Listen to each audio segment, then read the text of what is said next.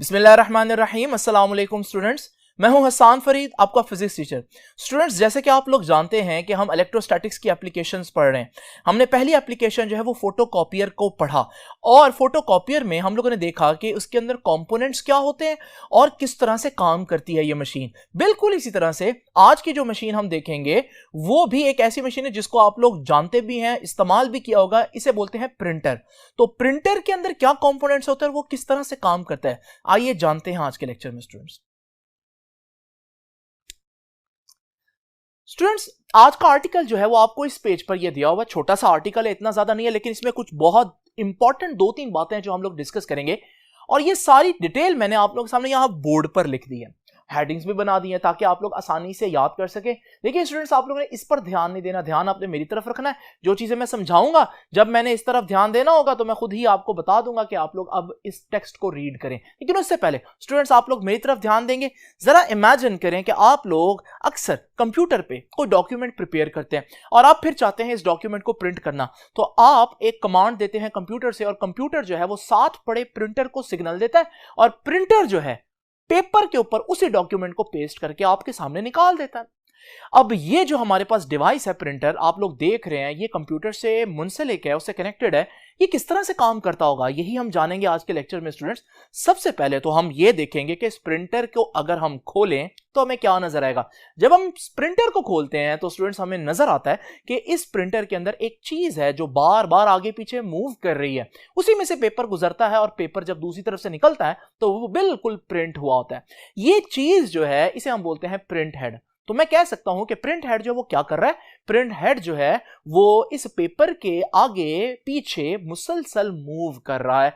इसे कहते हैं shuttling back and fourth. Back and fourth का मतलब आगे पीछे मूव करना, और यही बात मैंने यहां पर कुछ लिखी है कि while shuttling back and fourth, कि जब वो बैक एंड फोर्थ यानी आगे पीछे मूव कर रहा होगा। अब क्या होगा ऐसा मूव करते हुए, उसको हम जानते हैं, लेकिन जरा तवज्जो से देखिए स्टूडेंट्स। ये जो हमारे पास प्रिंट हेड है, इस प्रिंट हेड को अगर आप गौर से देखेंगे, क्लोजली देखेंगे, तो आपको पता चलेगा इस प्रिंट हेड से मुसलसल इंक निकल रही होती है। तो जब ये आगे पीछे मूव कर रहा होता है और साथ साथ पेपर भी मूव कर रहा होता है, तो मुसलसल इंक पेपर पर पड़ती रहती है, और वो सारी चीज जो आपने कंप्यूटर पर बनाई थी पेपर के ऊपर प्रिंट होना शुरू हो जाती है।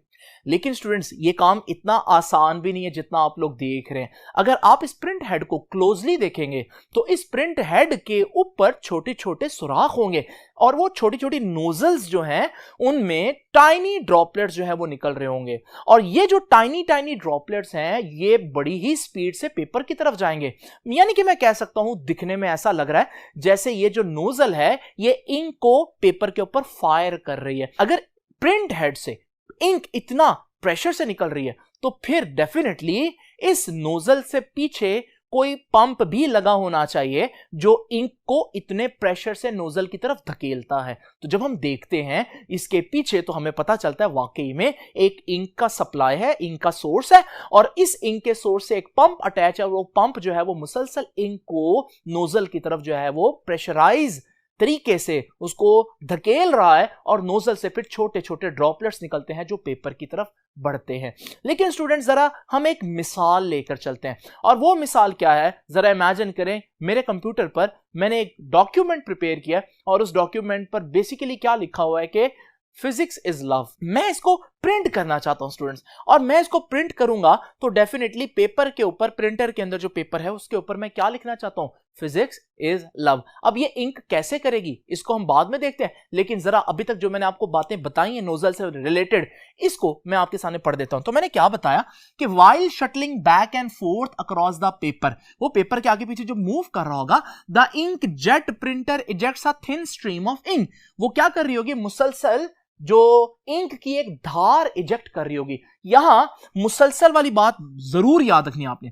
The ink is forced out of a small nozzle and breaks up into extremely small droplets. तो याद रखिएगा, हमारे पास जो इंक है वो नोजल से छोटे छोटे ड्रॉपलेट्स की शक्ल में बाहर आ रही होती है।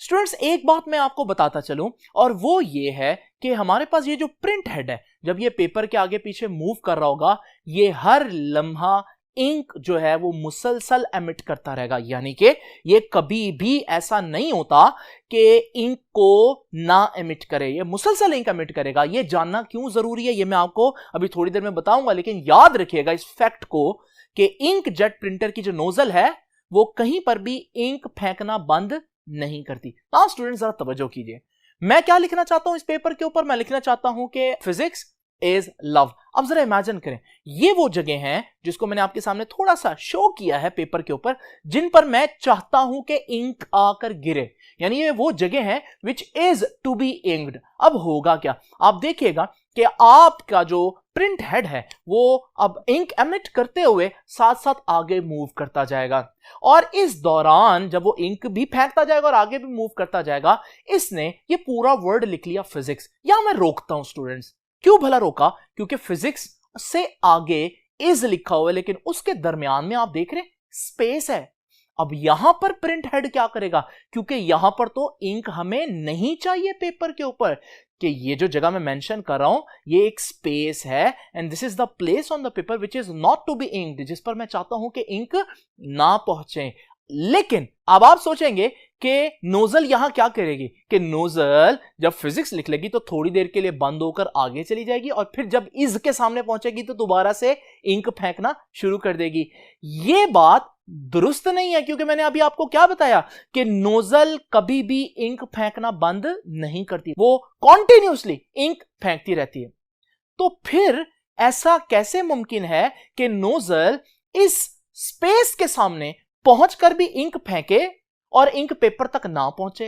ये एक ही सूरत में मुमकिन है, अगर इंक के ड्रॉपलेट्स पेपर पर पहुंचने से पहले पहले किसी तरह से डाइवर्ट हो जाए, अपनी डायरेक्शन चेंज कर लें, फिर ही मुमकिन है कि हमारे पास वो जो जगह है वो बिल्कुल वाइट रहेगी और वहां कोई इंक नहीं पहुंचेगी। लेकिन ऐसा कैसे करें स्टूडेंट्स, ये अब हम आगे जानेंगे। तो जरा देखिए स्टूडेंट्स, दो बातें मैंने अभी आप लोगों से छुपाई हैं, और वो क्या है, ये जो नोजल और पेपर है इनके दरमियान में दो कंपोनेंट्स हैं। जरा स्टूडेंट्स तवज्जो कीजिएगा, ये पहला कंपोनेंट अब मैं आपके सामने शो कर रहा हूं। ये कंपोनेंट में खास बात क्या है, ये कंपोनेंट जो है ये आपके कंप्यूटर सिग्नल से अटैच होता है। अगर कंप्यूटर से इसको सिग्नल मिले तो ये फौरन ही ऑन हो जाता है। तो इसमें से जो पार्टिकल इंक का पास करेगा वो पहले तो न्यूट्रल होगा, लेकिन जब वो दूसरी तरफ से निकलेगा तो उस पर चार्ज आ चुका होगा, यानी कि अगर ये ऑन हो तो ये इंक के न्यूट्रल पार्टिकल्स को क्या करेगा, चार्ज करेगा। इस वजह से इसका नाम ही हम यही रख देते हैं, it is a charging electrode, charge करने वाला इलेक्ट्रोड। अच्छा, अगर कंप्यूटर से सिग्नल नहीं आता तो इस सूरत में ये ऑफ रहेगा, तो इसमें से जो न्यूट्रल पार्टिकल पास करेगा वो भी इसमें से गुजरने के बाद भी न्यूट्रल ही रहेगा। तो स्टूडेंट्स ये तो हो गई पहली चीज जिसे मैंने बोला चार्जिंग इलेक्ट्रोड। जरा इमेजिन करें, इससे आगे हमारे पास दो प्लेट्स होंगी, इन प्लेट्स पर एक पॉजिटिव और एक पर नेगेटिव चार्ज होगा। स्टूडेंट्स ये ऑपोजिटली चार्ज प्लेट्स का कॉन्सेप्ट कैपेसिटर में भी आप पढ़कर आए हैं। आप याद रखिएगा, ये जो प्लेट्स हैं इनका काम आने वाले ड्रॉपलेट को डिफ्लेक्ट करना होगा, तो ये कहलाएंगी डिफ्लेक्शन प्लेट्स। अब ये काम किस तरह से करेंगे मैं इस पर आता हूं, लेकिन मैं आपको बताता चलूं, ये बात मैंने लिख दी है कि जो ड्रॉपलेट्स हैं वो अपनी फ्लाइट के दौरान दो इलेक्ट्रिकल कंपोनेंट्स में से गुजरेंगे, यानी कि जब वो प्रिंट हेड से निकलेंगे और पेपर तक पहुंचेंगे उस दौरान दरमियान में उन्हें दो कंपोनेंट्स में से गुजरना पड़ेगा। और वो दो कंपोनेंट्स कौन कौन से हैं, चार्जिंग इलेक्ट्रोड जो मैंने पहले दिखाया और डिफ्लेक्शन प्लेट जो मैं बाद में दिखाया। नाउ स्टूडेंट्स हम क्या पढ़ रहे थे, हम सोच रहे थे कि हमारे पास जब प्रिंट हेड फिजिक्स लिखता हुआ इस जगह पर पहुंचेगा जहां स्पेस है और पेपर को इंक नहीं चाहिए तो क्या होगा। तो स्टूडेंट्स जरा तवज्जो कीजिएगा, इस सूरत में आपका कंप्यूटर जानता है कि यहां पर एक ऐसी जगह आ गई है पेपर के ऊपर जहां इंक नहीं पहुंचनी, लेकिन नोजल ने तो इंक फेंकनी है। अब क्या होगा स्टूडेंट्स, कंप्यूटर फौरन सिग्नल देगा चार्जिंग इलेक्ट्रोड को। जैसे चार्जिंग इलेक्ट्रोड को सिग्नल मिलेगा, चार्जिंग इलेक्ट्रोड चार्ज हो जाएगा, यानी कि ऑन हो जाएगा। जैसे ही वो ऑन होगा और वो पार्टिकल जो इंक का नोजल में से निकला है वो जब उस इलेक्ट्रोड में से पास करेगा तो वो दूसरी तरफ से चार्ज होकर निकलेगा, और ये चार्ज पार्टिकल जब डिफ्लेक्शन प्लेट्स में से पास करेगा तो डिफ्लेक्शन प्लेट्स इसको सीधा नहीं जाने देंगी, वो है ही डिफ्लेक्शन प्लेट्स, उनका काम ही चार्ज पार्टिकल को डिफ्लेक्ट करना है। तो उस पर फोर्स लगेगी और हमारे पास चार्ज पार्टिकल जो है वो डाइवर्ट हो जाएगा, और वो इंक जो नोजल ने फेंकी है पेपर तक नहीं पहुंचेगी। क्यों नहीं पहुंची? क्योंकि बीच में डिफ्लेक्शन प्लेट्स ने उनको डाइवर्ट कर दिया। तो स्टूडेंट्स बड़ी ही इंपॉर्टेंट बात देख लीजिए, हम उन जगहों के बारे में पढ़ रहे हैं जहां पर हम चाहते हैं पेज के ऊपर या पेपर के ऊपर इंक ना पहुंचे, इसलिए मैंने एक हेडिंग दी है। और वो हेडिंग क्या है? When paper is not to be inked, जब हम पेपर पर इंक नहीं पहुंचाना चाहते तो क्या होगा? When the print head moves over regions of the paper which are not to be inked, जब प्रिंट हेड ऐसी जगहों पर पहुंचेगा जहां पर हम चाहते हैं पेपर पर इंक ना पहुंचे तो क्या होगा? The charging electrodes are left on, वो जो इलेक्ट्रोड्स हैं वो ऑन हो जाएंगे, and gives the ink droplets a net charge, और जब उनमें से ड्रॉपलेट गुजरेगा तो उस पर चार्ज आ जाएगा। The deflection plates divert such charge drops into a gutter, और फिर हमारे पास वो चार्ज प्लेट जो उनको डिफ्लेक्ट कर देंगी, and in such a way drops are not able to reach the paper, और इस वजह से जो ड्रॉपलेट्स है वो पेपर तक नहीं पहुंच पाए। नाउ स्टूडेंट्स जरा तवज्जो कीजिए, ये स्पेस से तो हम गुजर चुके, अब आगे हमने क्या लिखना है? आगे हमने लिखना है इज। अब इज पर इंक चाहिए ना, तो इसका मतलब अब क्या होगा? अब कंप्यूटर जानता है कि इंक पेपर तक पहुंचने देनी है, तो फिर वो क्या करेगा? वो इलेक्ट्रोड को ऑफ कर देगा, सिग्नल देगा इलेक्ट्रोड को ऑफ होने का। जैसे ही इलेक्ट्रोड ऑफ होगा तो इलेक्ट्रोड पर अब कोई चार्ज नहीं रहा, तो जब नोजल में से कोई ड्रॉपलेट निकलेगा तो वो ड्रॉपलेट न्यूट्रल ही रहेगा। जब वो न्यूट्रल रहेगा और प्लेट्स के दरमियान पहुंचेगा तो प्लेट्स तो न्यूट्रल बॉडी पर फोर्स लगा ही नहीं सकती, क्योंकि चार्जेस ही चार्जेस पर फोर्स लगा सकते हैं। तो याद रखिएगा न्यूट्रल बॉडी स्ट्रेट पास कर जाएगी, और फिर हमारे पास प्रिंट हेड बिल्कुल उसी तरह से इज लिखेगा, और इस दौरान चार्जिंग इलेक्ट्रोड्स ऑफ रहेंगे। और फिर जब दोबारा से आप इज के और लव के दरमियान में स्पेस देख रहे हैं, ये फिर वो जगह आ गई जहां हम चाहते हैं इंक ना पहुंचे। फिर से कंप्यूटर सिग्नल देगा कि चार्जिंग इलेक्ट्रोड्स ऑन हो जाएं। जैसे ही नोजल इंक फेंकेगी वो इंक इलेक्ट्रोड में से गुजरेगी और चार्ज हो जाएगी। जब वो चार्ज पार्टिकल हमारे पास डिफ्लेक्शन प्लेट में से गुजरेंगे तो वो उनको डिफ्लेक्ट कर देगी, और हमारे पास जो इंक है वो पेपर के ऊपर नहीं पहुंच पाएगी। यानी कि जहां हम चाहते हैं पेपर पर इंक पहुंचे वहां हम इलेक्ट्रोड्स को ऑफ कर देंगे ताकि इंक सीधा जाकर पेपर पर टकराए। ये बात भी मैंने लिखी है, when paper is to be inked. ये क्या था? When paper is not to be inked, जब हम चाहते हैं पेपर तक इंक ना पहुंचे। अब हम चाहते हैं पेपर पर इंक पहुंचे, वो जगह आ गई है जहां लिखा हुआ है, तो फिर हम क्या कहेंगे? Whenever ink is to be placed on the paper, the charging control responding to computer turns off. और जब वो ऑफ हो जाएगा तो क्या होगा?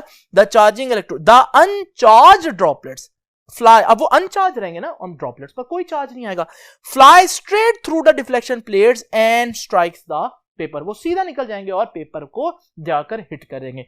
नाउ स्टूडेंट अगर हम इस सारे प्रोसेस को एक तेजी से देखें, यानी कि अभी तो मैं समझा रहा था, बार बार रोक रहा था, तो ये सारी एनिमेशन कुछ आपको इस तरह से नजर आएगी जिस तरह से आप लोग यहां पर देख रहे हैं कि वो बड़ी तेजी से चार्ज ऑन ऑफ होता रहेगा, और जहां पर हमें चार्जेस डिफ्लेक्ट करने हैं वहां डिफ्लेक्ट होते जाएंगे, जहां हमने फेंकने हैं वहां फेंकते जाएंगे, और ये बड़े माइक्रो सेकंड्स के अंदर सारा काम हो रहा होता है। नाउ स्टूडेंट्स एक बात बच्चे सोचते हैं, वो ये कि वो जो हम लोगों ने डिफ्लेक्ट कर दिए चार्ज पार्टिकल्स, तो क्या वो जाया हो गए? नहीं स्टूडेंट्स, अगर आप उससे नीचे की पिक्चर देखें तो वो सारे चार्ज पार्टिकल जो डिफ्लेक्ट हो रहे हैं वो एक जगह जिसे हम गटर कह रहे हैं उसमें जा रहे हैं, और वो सारे जमा होकर वापस आपके इंक सप्लाई में जा रहे हैं ताकि इंक सप्लाई फिर से पंप करके दोबारा नोजल को दे, यानी कि वो जाया नहीं हो रहे। स्टूडेंट्स ये था हमारे पास प्रिंटर की वर्किंग। आप लोगों ने देखा कि प्रिंटर के अंदर भी ड्रॉपलेट्स का चार्ज होना, अनचार्ज रहना, यानी इलेक्ट्रोस्टैटिक्स का प्रिंसिपल ही यूज हो रहा है। तो बिल्कुल फोटोकॉपी की तरह, जिस तरह वहां पर हम लोगों ने इलेक्ट्रोस्टैटिक्स का प्रिंसिपल यूज किया था, यहां भी हम लोगों ने इलेक्ट्रोस्टैटिक्स का प्रिंसिपल यूज किया। आई होप ये आर्टिकल आपको समझ में आएगा स्टूडेंट्स। आपसे अब इंशाल्लाह मुलाकात होगी नेक्स्ट लेक्चर में, तब तक के लिए अल्लाह हाफिज।